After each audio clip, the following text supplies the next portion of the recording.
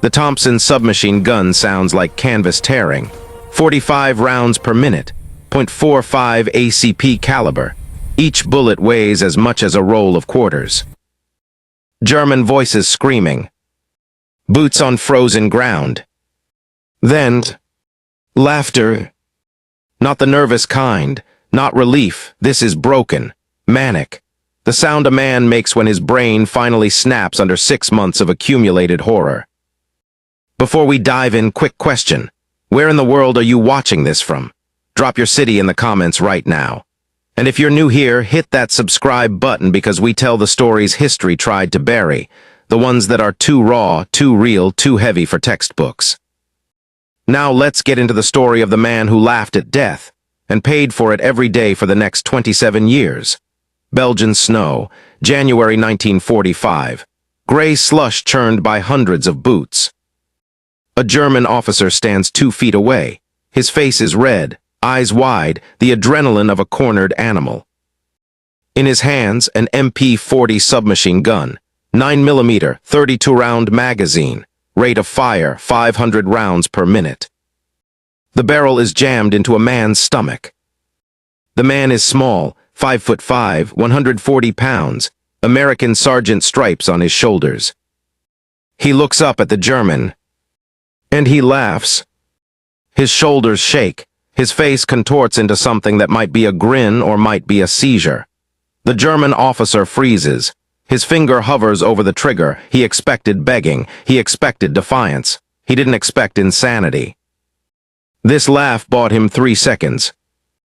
In those 3 seconds, 21 men would die. One of them was on his side. Holtzheim, Belgium. January 14, 1945, 3 weeks after the Battle of the Bulge ended. The snow looks clean from above. It's not. Zoom in on a farmhouse yard. 90 German soldiers, armed, most with carabiner 98K rifles, 5-round internal magazine. Effective range 500 meters. At this distance, 15 meters you don't miss. 4 Americans kneeling in the snow, hands behind their heads, faces pale. They know what comes next. Mass executions don't require translations. 1 American still standing. The math is simple. 90 rifles versus 1 Thompson M1A1 submachine gun. The cyclic rate of fire favors the Thompson, 700 rounds per minute versus the Kar 98K's 15. But rate of fire doesn't matter when you're outnumbered 90-1. Suppressive fire requires volume. This isn't volume, this is suicide. First Sergeant Leonard Funk has survived impossible odds before. June 6, 1944, Normandy jumped at 100 hours. Half his stick died before touching French soil. Funk landed in a drainage ditch. Lived. September 1944, Holland, Operation Market Garden, the bridge too far. Funk dragged 3 wounded men out of the killing zone. All 3 died anyway. He kept walking. December 1944. The Bulge, promoted to first sergeant because everyone above him stopped breathing. The pattern is consistent. Everyone around Leonard Funk dies. He survives. But patterns break. 21 Germans would die in this yard. So would 1 American.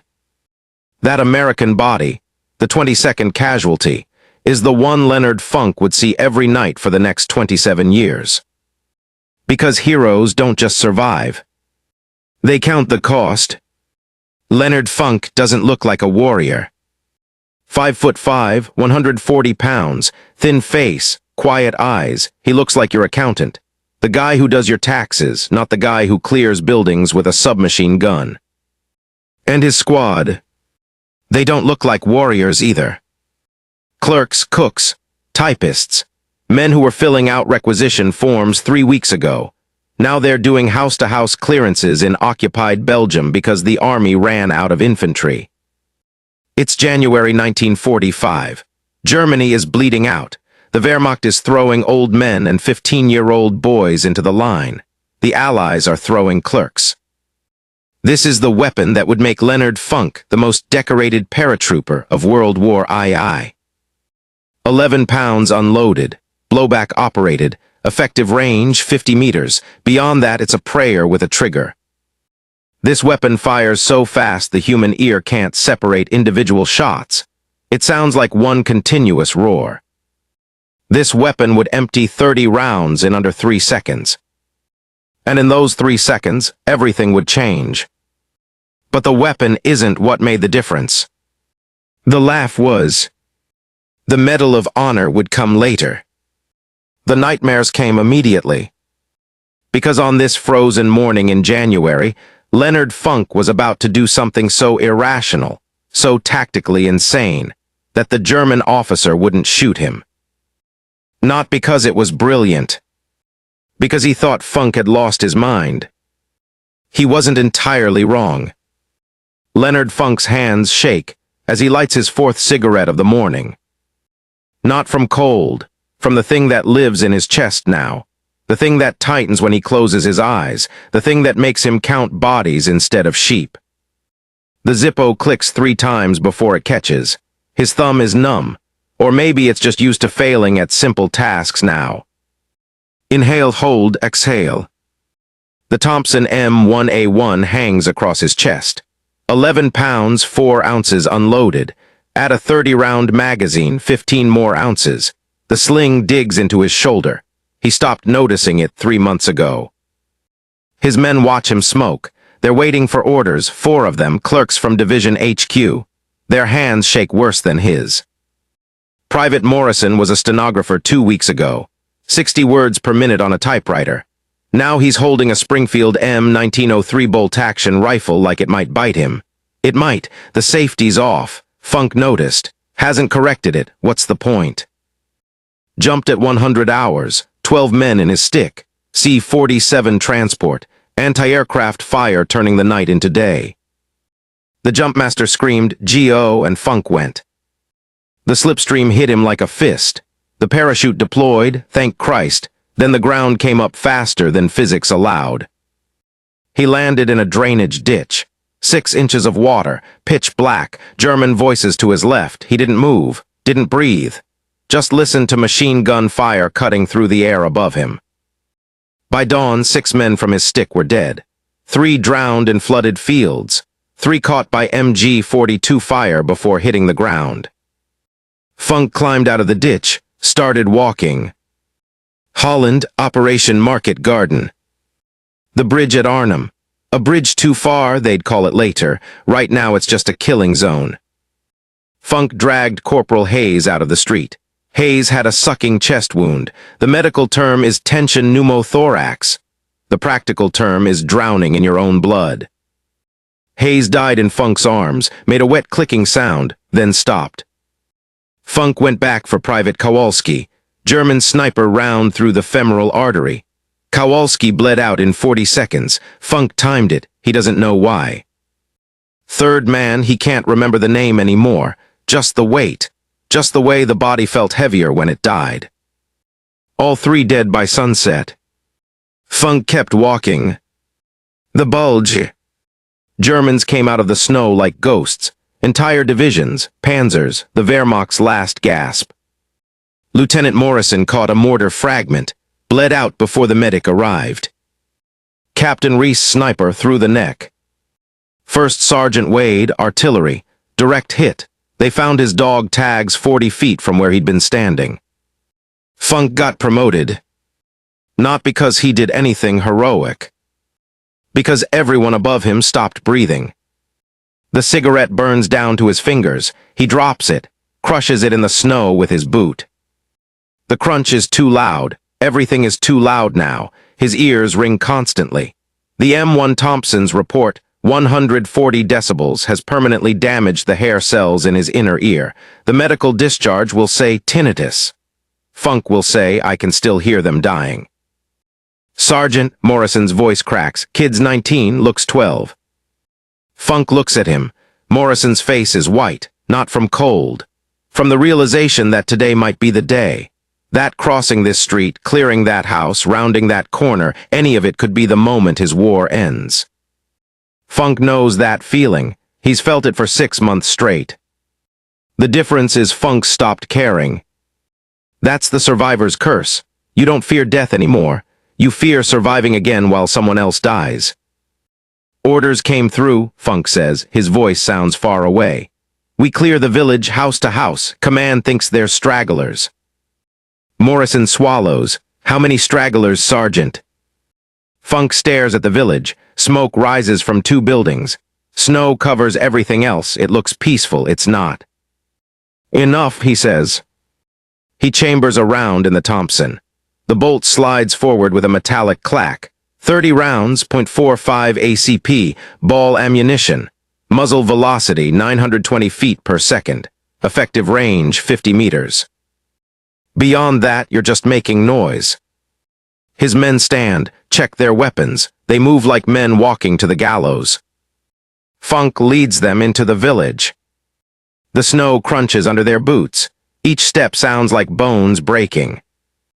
That exhaustion, that bone-deep psychological exhaustion that makes your hands shake and your judgment slip, would save Leonard Funk's life in 3 hours. It would also cost someone else theirs. But right now, all Funk knows is this. The village is too quiet. And quiet is never good. The radio crackles, static, then Sergeant Howell's voice. Overwatch to Funk. We got him, 90 Krauts, hands up, they're done. Funk stops, presses the transmit button. Say again. 90 prisoners, maybe more. They came out of the woodwork. Old men, kids, no fight left. Relief floods through Funk's chest, the kind of relief that makes your knees weak.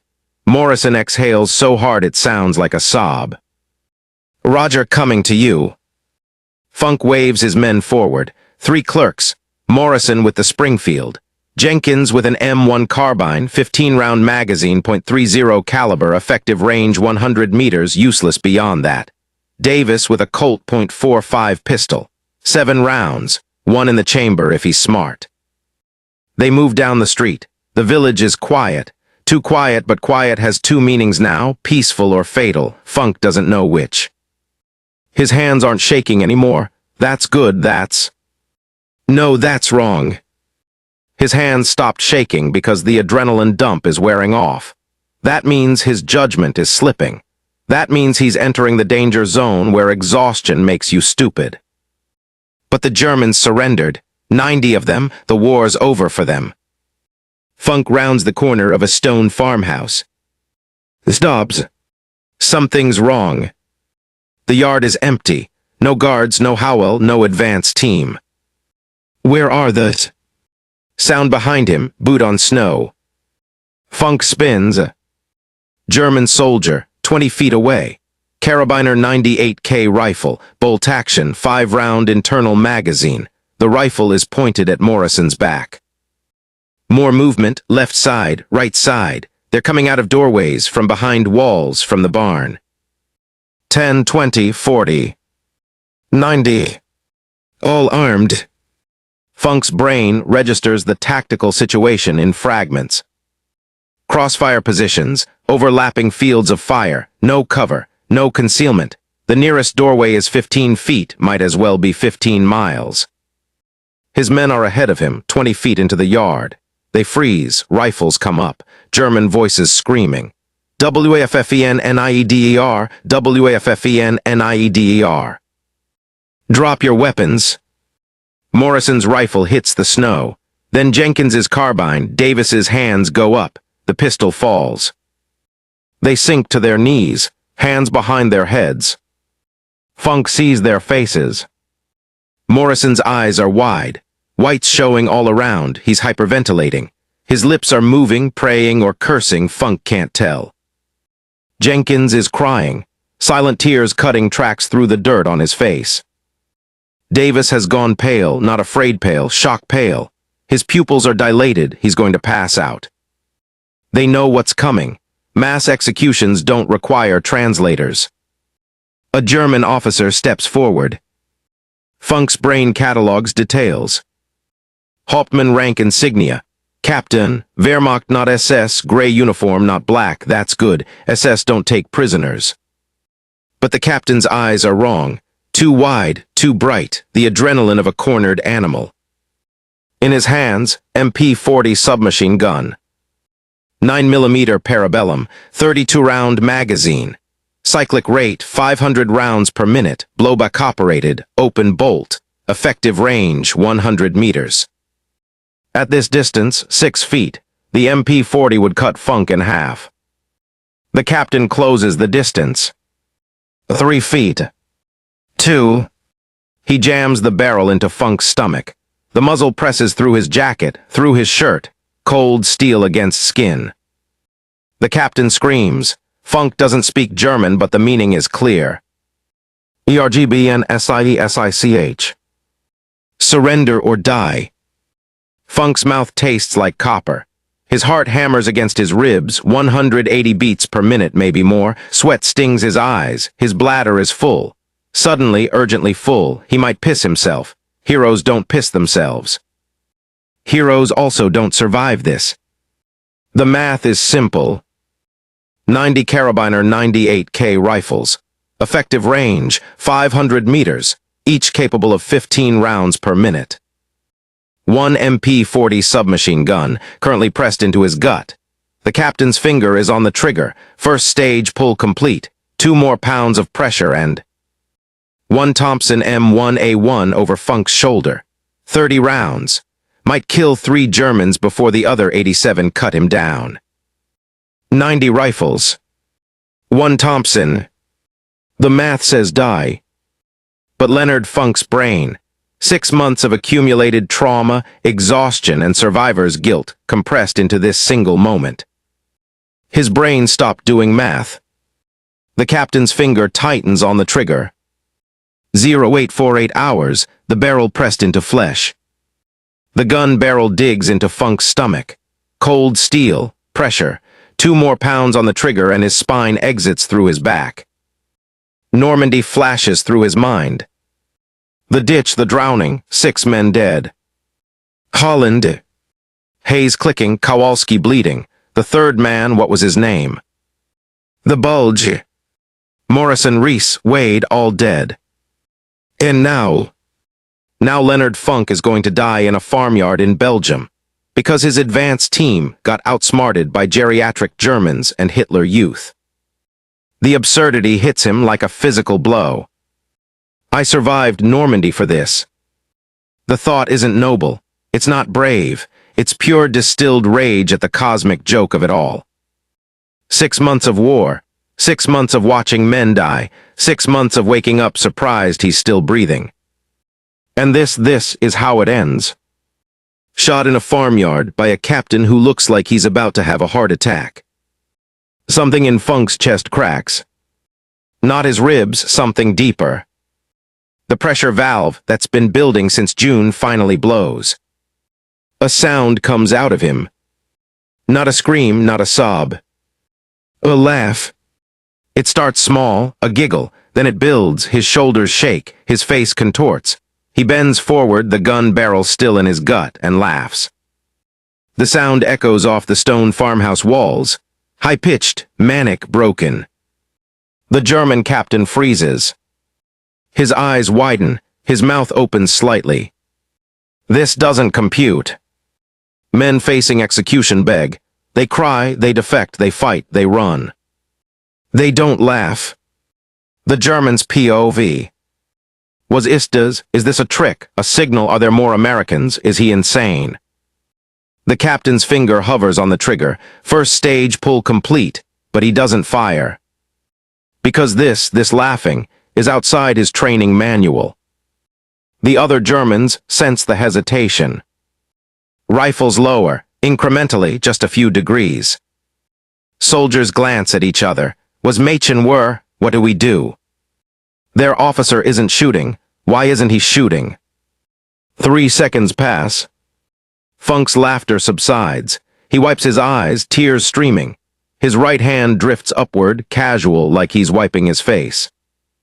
His fingers brush the Thompson's pistol grip.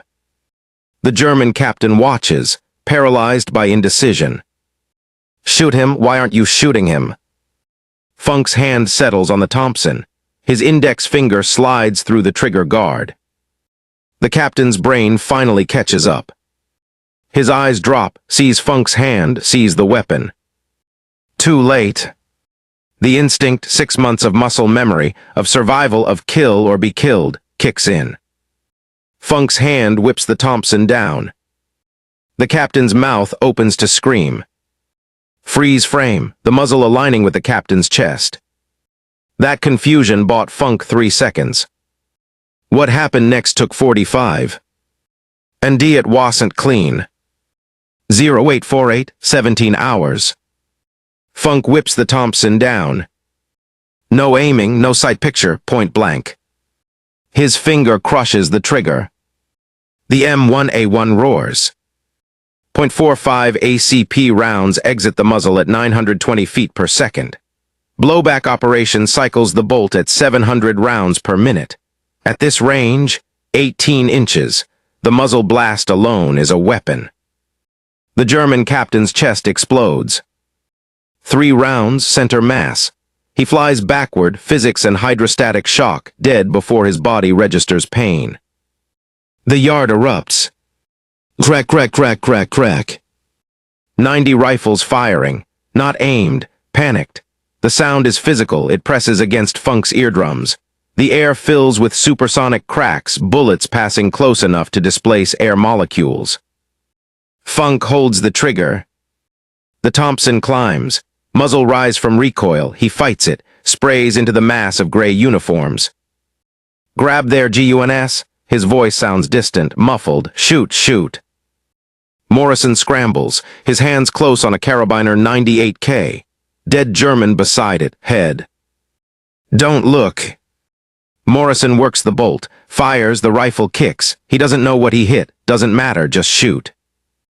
Jenkins grabs an MP40, pulls the trigger, the gun stutters. 5 rounds, 10. The magazine runs dry, he drops it, grabs another rifle. Davis has a pistol, firing one-handed, two-handed, doesn't matter, just pull the trigger. The Germans fire back. Muzzle flashes, smoke. The smell hits Funk, cordite, sulfur and metal. It coats his throat, makes him want to vomit. A Kar 98K round snaps past his ear. 6 inches, miss. Another hits the stone wall behind him, ricochets. The whine is distinct, different from a near miss. Snow kicks up around his boots, bullets impacting, powder puffing into the air. The Germans aren't aiming, they're just shooting. Because their officer is dead. And these aren't Wehrmacht regulars. These are Volkssturm, old men, boys. Stomach battalions, men with ulcers, diabetes, missing limbs, the dregs. When their captain died, their nerve died with him. Funk's magazine empties. 30 rounds in 2.8 seconds. Brass casings litter the snow around his boots. Ting, ting, ting, still bouncing, still hot enough to melt ice. He drops the magazine, muscle memory. His hands are shaking now, adrenaline dump, delayed reaction. Fresh magazine from his belt, slams it home, racks the bolt, ready. The Germans throw down their weapons. KMRAD, KMRAD, hands up, surrendering. The shooting stops. The silence is worse than the noise. Funk's ears ring, high-pitched whine, permanent damage. The hair cells in his cochlea are destroyed. He'll hear this ringing for the rest of his life. Smoke drifts, cordite hangs in the cold air, gray on gray. Bodies in the snow. Funk counts, habit training. 21 Germans. Some aren't moving, some are moaning, crying. The sounds men make when they're dying. His eyes track left. 1 more body. American uniform. Morrison, no, Morrison standing, alive. Jenkins, no, he's. Davis. Davis is on the ground, 20 feet away, face down in the slush. Funk moves, his legs feel distant, disconnected. He rolls Davis over. Exit wound, center back. The round went through, probably a Kar 98K, 7.92, enough kinetic energy to. Davis's eyes are open. Surprised, like he didn't expect it. Funk stares. 21 Germans dead. 1 Americans. He isn't looking at the Germans anymore. The silence weighs more than the gunfire. Funk's ears ring, tinnitus, permanent. 140 decibels from the Thompson's muzzle blast. The stereocilia in his inner ear are bent, broken, dead. He'll hear this ringing forever. His hands shake, delayed adrenaline dump. His body is processing what his brain already knows. He should be dead. Davis lies face up in the gray slush, eyes open, surprised. The entry wound is small. 7.92 carabiner 98K round, probably from the left side of the yard, probably fired wild, probably not even aimed at him. The exit wound is fist-sized. Blood pools, dark red on gray, steam rises from it, body temperature meeting frozen ground. Davis was a stenographer, 65 words per minute. He typed supply requisitions, estimated how many blankets, how many rations, how many body bags. He wasn't supposed to be here. But the army ran out of infantry, so they handed him a Colt .45 and told him to clear buildings. Funk stares at the body. His brain catalogs details, training, habit, anything to avoid feeling it. Davis stood up during the shooting. Right side, 15 feet from Funk. He was trying to help, trying to grab a rifle, trying to... The round caught him mid-torso, probably punctured the liver, definitely severed the inferior vena cava. Blood loss would have been catastrophic, unconsciousness in seconds, death in 30. But Davis didn't get 30 seconds. He died instantly. That's the mercy. Funk's hands grip the Thompson. The weapon feels wrong now. Heavier. The 11 pounds, 4 ounces suddenly weighs 1,000. He looks at the German bodies. 21. Some still moving, some making sounds, the ones who are dying slowly. Then back at Davis. 1 Americans. The math that saved Funk's life. 90 versus 1, impossible odds, manic laughter, 45 seconds of violence. That same math killed Davis. That was the stupidest thing I've ever seen. Funk's voice is quiet, hoarse. He doesn't realize he spoke aloud. Morrison looks at him, Sergeant. Funk doesn't respond. He's not talking to Morrison. He's not talking to anyone. He's talking to the universe. To God. To whatever cosmic accountant keeps track of who lives and who dies. I survived Normandy. Holland, the Bulge, and Davis, a fucking stenographer, dies in a farmyard. The stupidity of it is overwhelming. Not Funk's actions, not the laugh, not the shooting. The whole situation. The entire war. The fact that men who type requisition forms end up bleeding out in Belgian snow because someone in a headquarters 70 miles away drew a line on a map and said, "Clear this village." Morrison is crying. Jenkins is vomiting against the farmhouse W. The sound is wet, violent. The German prisoners kneel, hands on heads, some are crying too, old men, boys. They're not the enemy anymore, they're just terrified people who want to go home. Just like Davis. Secure the prisoners, Funk says, his voice sounds mechanical, empty. Call for a medic, get a litter for. He stops, a litter, for what? Davis is dead, medics can't fix dead. Get a litter, he repeats. Morrison nods, moves, grateful for orders, for something to do that isn't staring at the body. Funk stands over Davis for another moment. The Thompson hangs from his shoulder. The sling digs in. He doesn't adjust it. He's carried this weapon for 6 months. It saved his life a dozen times. Today it saved his life again. But the thing he lost... It's not just Davis. It's the ability to see himself as lucky. Because luck implies random chance, and this isn't random. This is a pattern. Everyone around Leonard Funk dies. He keeps walking. The army would give him the Medal of Honor for this. Pin it on his chest. Call him a hero. Newspapers would print his name. Strangers would shake his hand. Funk would never use that word. Because heroes don't survive while kids die for them. Radio crackles. Command wants a sitrep. Situation report. Funk picks up the handset. His voice is steady, professional, empty. Mission complete. 90 prisoners secured, 1 KIA. He doesn't say the name. He'll see Davis's face every night for the next 27 years. The war ends. Leonard Funk survives. Again. The pattern holds. 600 days of combat, Normandy, Holland, the Bulge, Holzheim. Every battle someone dies, Funk keeps walking. The Thompson M1A1 submachine gun that saved his life that January morning goes into an armory. Serial number filed, decommissioned, someone else's problem now. Funk never touches one again. August 23, 1945, the White House. President Truman pins the Medal of Honor on Funk's chest. The citation reads, "For conspicuous gallantry and intrepidity at the risk of his life above and beyond the call of duty." Flash bulbs pop, reporters scribble, generals shake his hand. The medal is heavy, bronze, suspended from a light blue ribbon. It weighs 3 ounces. It feels like 21 bodies. Plus 1. Funk stands at attention. His face is blank, professional, empty. The citation doesn't mention Davis. It mentions single-handedly overcoming 90 enemy soldiers.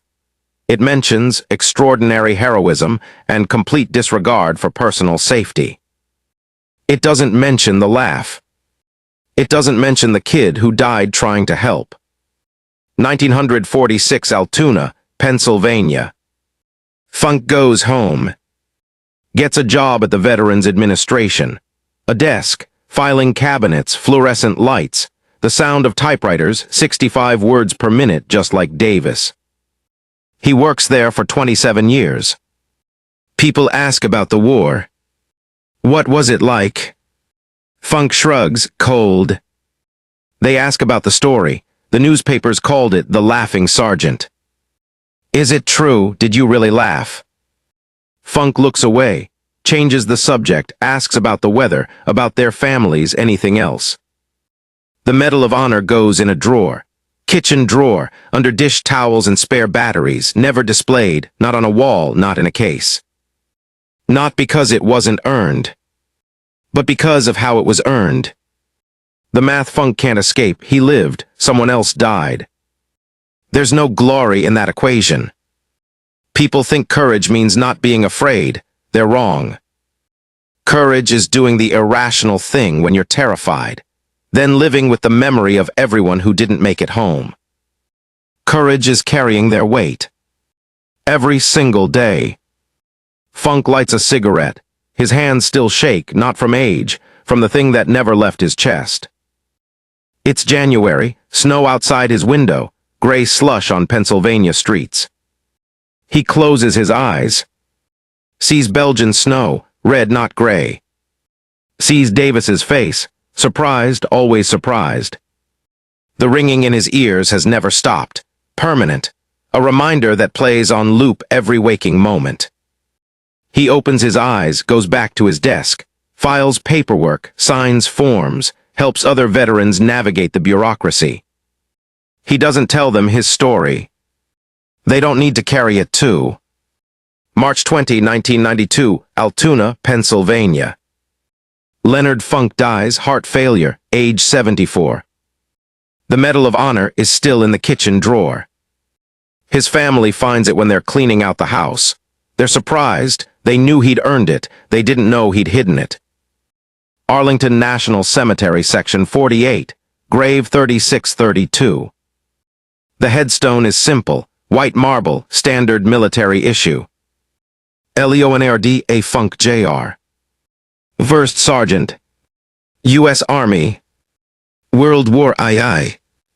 Medal of Honor. Snow falls light, quiet. It covers the headstone, covers the grass, covers everything in clean white. Just like Belgium, January 1945. Final frame, the headstone. Leonard Funk survived impossible odds. He killed 21 Germans in 45 seconds. He earned the Medal of Honor. He spent 27 years at a desk, trying to forget.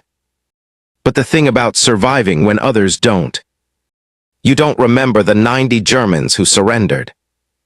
You don't remember the generals who shook your hand.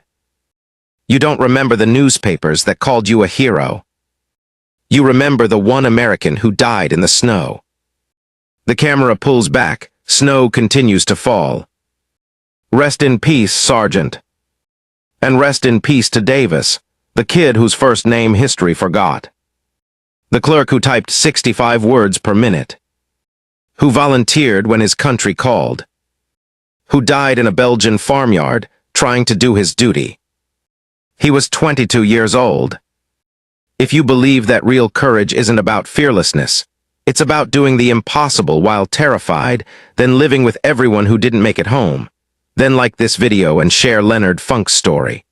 Subscribe now for more untold stories of World War II that will leave you speechless. And check out the 2 videos on your screen right now.